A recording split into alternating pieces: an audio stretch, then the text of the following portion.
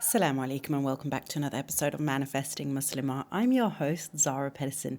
And in today's episode, I thought it would be a really good idea to talk about a recent lecture that's come out from Sheikh Belal Assad. And in this specific lecture that's been also making its rounds, by the way, over on TikTok, he says that the law of attraction is haram. And of course, being a great big fan of Sheikh Belal Assad myself and loving his lectures and his reminders for us all.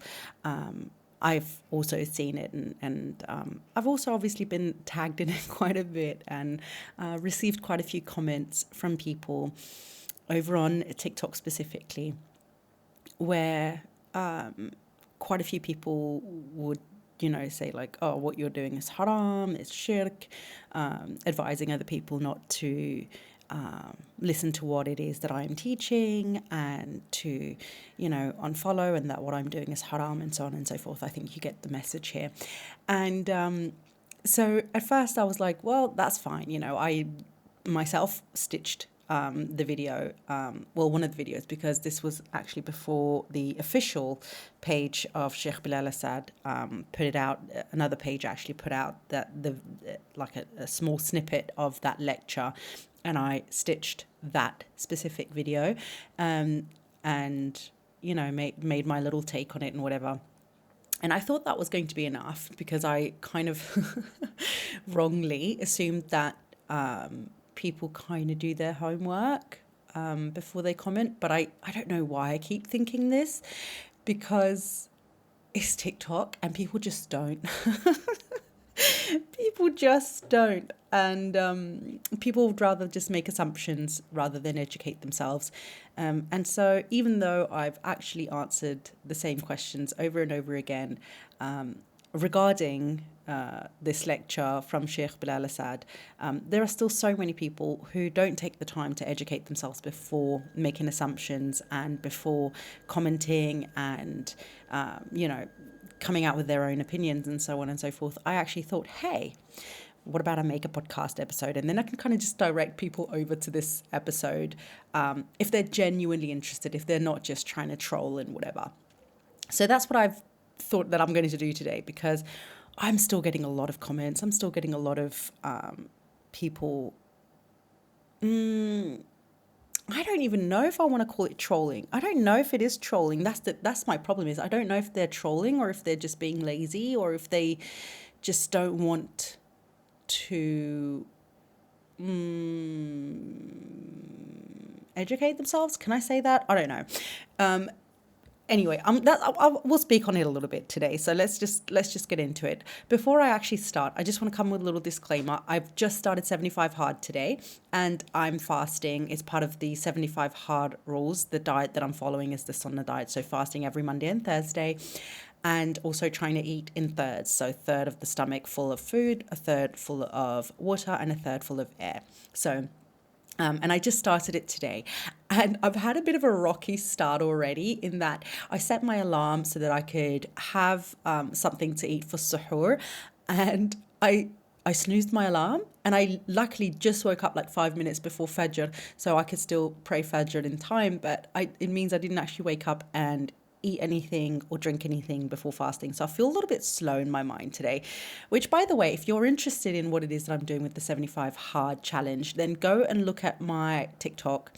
I've made a couple of videos about it, and one of the videos where I talk about the rules of what it is I'm doing for the 75 hard, because it's not the 75 hard, the traditional one. I'm doing a Deen version of the 75 hard. But anyway, I just wanted to let you know. So if my brain feels a little bit slower than usual today, that's why.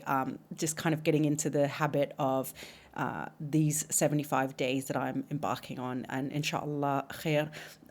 But yeah, just to let you know.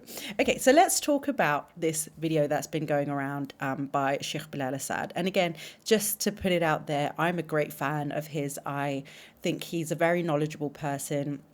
And I've been a great fan of his videos over on TikTok, and quite recently come to understand that he also has a podcast. And I just recently started following and listening to his podcast as well. And I am so amazed by this man. MashaAllah, tabarakallah. He is so knowledgeable. May Allah reward him plenty in this dunya and in the akhirah for what he does for the ummah. So just putting it out there real quick. So when I saw this video about where he spoke about the law of attraction, I'm not going to lie. Initially, I was like, oh gosh, here we go. He's going to say something and just kind of take things out of context or whatever. Because, I'm a person and I'm not perfect in any way, shape or form. And I will also get defensive from time to time. And I was like, oh gosh, here we go. Somebody's going to come for law of attraction or something and not understand what it is that I do or what law of attraction can be about for Muslims.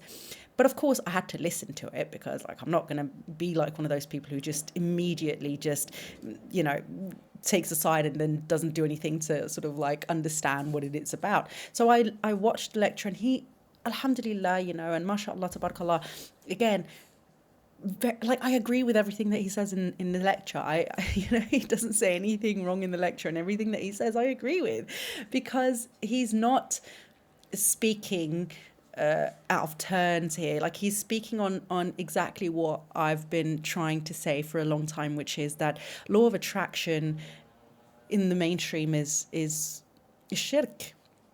It is shirk, because law of attraction, the mainstream law of attraction, the way that most of us understand law of attraction is that we ask the universe to give us the blessings and create the reality for ourselves, or that we ourselves are the ones who are creating our reality for ourselves. And both of those things are shirk, because we're elevating the status of either the universe or ourselves in such a way that we become creators. And obviously that is shirk, because we know and understand in Islam that there is only one creator, and that is Allah subhanahu wa ta'ala. So of course, being following the law of attraction from the mainstream understanding that the universe or our archangels or our ancestors or spirit guides or even ourselves have enough power to create our own realities would fall under the category of shirk. And that is very important to understand and accept. And for anybody who's been following me for a while, you'll know that I have been saying this from day one. That is such a important aspect to really know and accept and understand when you want to use the theories of the law of attraction as a Muslim person, because we have to be so very careful not to fall into shirk, even if we don't mean to. And so I feel like I've been very vocal about it not being the same as mainstream law of attraction. There's law of attraction the way we understand it from mainstream, and one that I, in many of the years before I reverted to Islam, was trying to follow. And astaghfirullah, a lot of that also fell in under the shirk category, because I didn't understand law of attraction from an Islamic perspective. So I myself was committing shirk to a very great degree before I reverted to Islam. I don't know if it then also counts as shirk if you're not reverted, but either way, the point is that I was practicing it in a way that today I know and understand would be shirk. So I know that it is easy to fall in under that trap, which is one of the main reasons why I set up Manifesting Muslimah, was to avoid other people, if I could, falling in under that same trap, and understanding that the theories of mainstream law of attraction exist in a way that is far more compatible with what we do in Islam. Well, not just compatible, is in Islam. So, and is not going to go against any of our beliefs and our understanding of the universe and Allah subhanahu wa ta'ala and our role. So that is the number one thing, and I feel like Sheikh Belal Assad really spoke very well into that in his lecture about the law of attraction, that that there is this belief and understanding that the universe or the angels or whatever is going to give you your blessings, and this is shirk 100%, and there is no denying that. And again, I don't feel like I've ever denied that. So I 100% agree with what he's saying.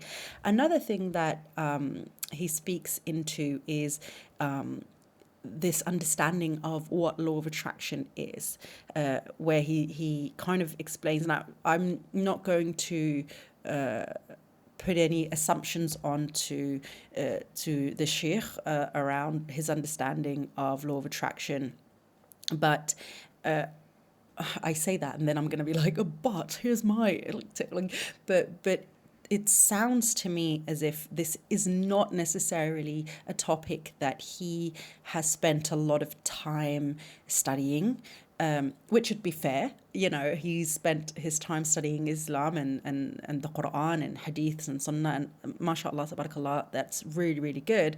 But of course, that also means that his understanding of the law of attraction may be lacking in some ways. Now, again, that is an assumption that I'm making, and I hate to have to make that assumption, but when he speaks of what the law of attraction means, I can see that there are some little caveats, you know, where it's like, oh, you know, it's a very oh my god, I hate to say things this way, but I'm just going to put it out there. Those of you who know me, so please don't come for me, because I have a thing where I just say the thing. It might sound a little bit wrong, but I hope that you'll get the underlying message here, and may Allah forgive me if I say anything out of line here. But his understanding of even mainstream law of attraction is shallow. In that he understands the main theories and concepts, but of course his interest may not lie within law of attraction. So there may be aspects of the law of attraction that he's not quite familiar with, and that's not, there's nothing wrong with that. Let me put it that way. But in his understanding of law of attraction, from what I understood from listening to this lecture, is that he believes the law of attraction to be that if I just think positive thoughts and my vibrations align, then things are going to happen. Correct me if I'm wrong, please. If you saw it or heard the lecture and you understood it differently, I'm very open to having my opinion adjusted accordingly. But the way that I heard this lecture, his understanding of the law of attraction was very shallow, which again, totally fine. I don't know what other word to use other than shallow, but I understand that it can sound quite harsh. So there's probably another word that's better to use. But okay, look, basic. Maybe that's the word. That also sounds awful. Either way, regardless of what word I use, I hope you understand what I mean in that it's not a topic that he has necessarily spent time trying to understand. That's what I'm trying to say. Oh, I'm so sorry if it sounds awful. I'm really a big fan of him. So everything that I say right now, I'm like, oh, I don't want to make it sound like I'm coming for him, because I'm really not. And mashallah, tabarakallah, the man is very knowledgeable. So, but that all to say that, he may not have put himself in a position where he can really understand what the law of attraction is, especially from an Islamic perspective, but even from the mainstream perspective. And again, no fault to him, because that's just maybe not where he's had the most interest, and that's fine. But in his interpretation of the law of attraction, my understanding of the way that he spoke of it is that it was all about the way that you think and your vibration and frequencies, and that is what creates the outcomes. And then, of course, asking the universe to bless you. And I'm gonna have to say it's a little bit wrong, and not that it's going to necessarily sway his opinions or anything, but I think it's important when we have these huge I don't know if I want to call them leaders of Islam, but knowledgeable people of Islam who help us understand Islam and things like that. It's important that we also sometimes fact check a little bit ourselves. And them. And the only thing that sort of like kind of got to me was, again, that his understanding of law of attraction was a bit shallow, was a bit basic, in that he brought it all into sort of like an energetic mindset thing, where if you've been following me for some time, you'll know that may be a really good aspect, like it's like a big part of it, but it's only a minuscule part of it, in that you still very much have to take action. And specifically in law of attraction from an Islamic perspective, you cannot rely on just making a dua and thinking positive thoughts. You very much also have to strive and work for the things that you're asking Allah for. So you have to be ready to sacrifice some things that may no longer serve you or may hold you back from the thing that you're asking Allah to grant you. You may have to start doing things like, actually praying your salah, making a dua, being a good person, aligning your physical life, what is happening on the outside with the things that you're asking for and on a spiritual level. So, law of attraction, even on the mainstream, is quite deeper than just thinking positively and aligning your vibrations and frequencies with the things. And so that would be, I suppose, my only criticism of this lecture is that the understanding of it is quite a shallow, maybe a bit of what's the word I'm looking for here? I don't know what the word is, but yeah, I hope you understand what I mean when I say, that it just felt a little shallow in that understanding of it. But all of that is not to say that him knowing more about the law of attraction, even the mainstream law of attraction, would change his opinion, because I agree mainstream law of attraction is shirk, it is haram, it is it falls under a category that is very, very dangerous for us as Muslims to walk into, especially if we don't understand what we're doing. It's very easy for us to inadvertently commit shirk, whether we mean to or not. And so it's important to understand that. The reason why I'm speaking into it is, of course, as I said, because as a result of this lecture going out, a lot of people have sort of been tagging me, they've been commenting, they've, it very much puts my whole business in the limelight, and for good reason, of course, but it's important for me as well to really make a point of stating that the law of attraction from an Islamic perspective is not mainstream law of attraction, and it is very different to mainstream law of attraction. And sometimes and maybe this is a really good learning lesson for me. Well, it is a really good learning curve or lesson for me, in that I need to be more vocal about that. I need to really make sure that people understand that while I use the term law of attraction, that is just a term, that is just words. And it's an umbrella term that carries under it a bunch of theories that can be, that it's basically just an umbrella term. And underneath it, is these theories that we can use to help us live a more purposeful life. And so even when I sort of started with manifesting Muslim and using the term like law of attraction, I had a moment where I was like, do I want to use the term law of attraction or do I not? Like, should I term it something different? And like, I had these thoughts even back then, because I knew and understood that people who understand law of attraction from a mainstream perspective might not understand that law of attraction from an Islamic perspective is still different, but it's just a word, it is just a term. It is the law, like law of attraction in and of itself carries no power, it yields nothing. It is basically just an umbrella term, and that is it. And underneath it comes the theories and the practices that in combination can create this overall arching term that we deem to be law of attraction.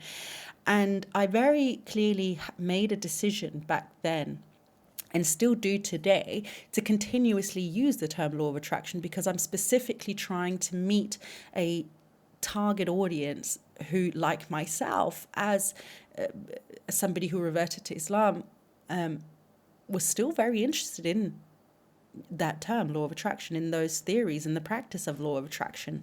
Even if I spiritually couldn't make it make sense, there were things within me that was like, that doesn't feel right. It doesn't feel like it's the universe. It doesn't feel like I'm creating my own reality. There were things that I was like, that doesn't feel right. It's not sitting right with me.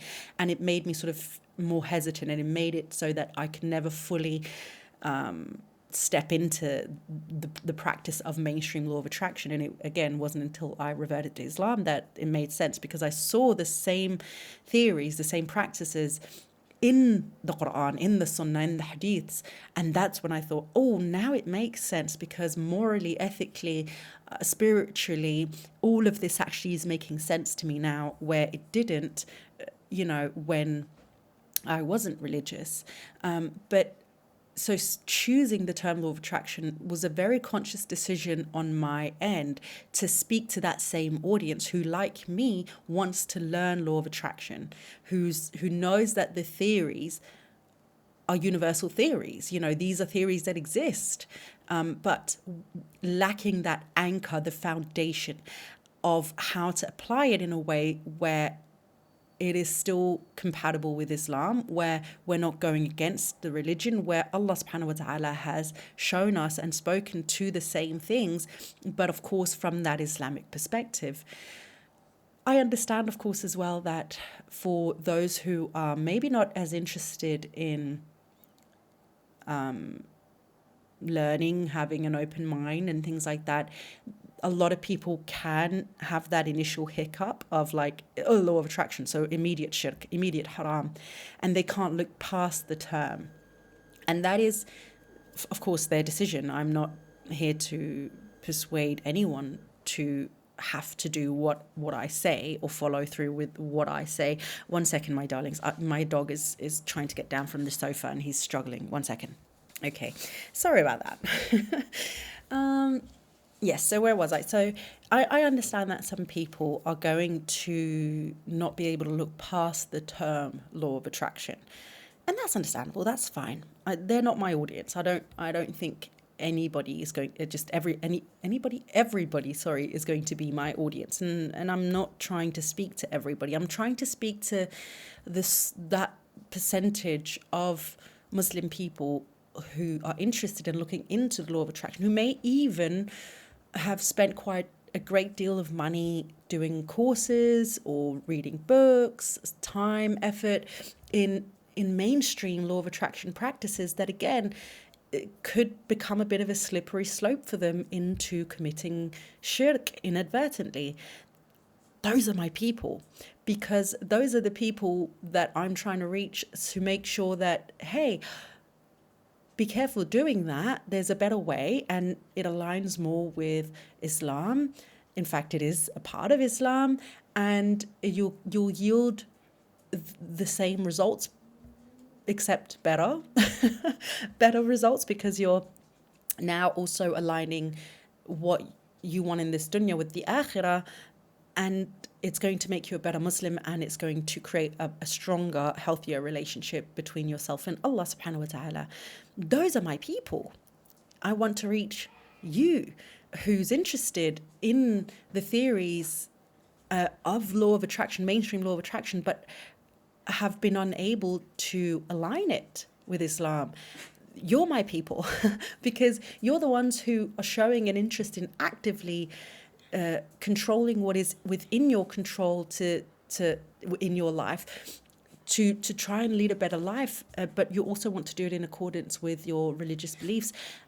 And I respect that, because I'm with you. I'm the same. I'm right there with you. I'm standing with you. But I also understand that, it can be a slippery slope, especially with a lot of the woo-woo practices out there and theories and things. It's so difficult to figure out, well, is this in alignment with Islam? Is it not? Does it go against? Is it haram? Is it shirk? Is it tayyib? Is it, what is it? And I'm trying to reach you, because, again, we're talking about theories and practices that Allah subhanahu wa ta'ala has already spoken of, practices that He is encouraging us to delve into, theories that He's encouraging us to understand. Now, one of the things that I've said before, and I'll continue to say, is that mainstream law of attraction and Islamic, or law of attraction from an Islamic perspective, are not the same things. There are massive differences. I've done podcast episodes about it. I've done TikTok videos about it. I've written emails about it. It's not the same things, and it is very important for us to understand that. But of course, if you don't have an interest in knowing that, then this is where, you'll start messaging and tagging and discouraging people from trying to learn and trying to understand something that Allah subhanahu wa ta'ala has already sent down to us. I don't think that recording this episode is going to deter people from commenting. Clearly, the people who are commenting, as I said, have no interest in hearing what I'm about or educating themselves on it. So I also don't think they're the people who are going to listen to this episode.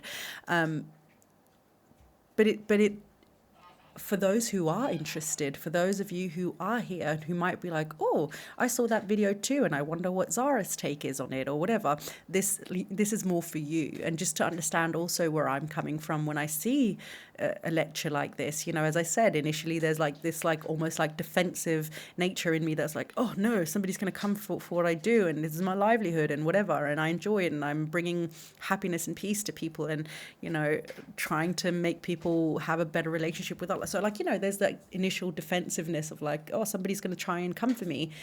But then also having to set aside my own ego and still, as I said, being a great fan of the Sheikh, I'll still listen to the lecture and be like, oh, actually, there's nothing in what he said that I don't agree with, obviously other than, his understanding of what even mainstream law of attraction is. Which could use a little bit more meat on those bones, but that is just my personal take.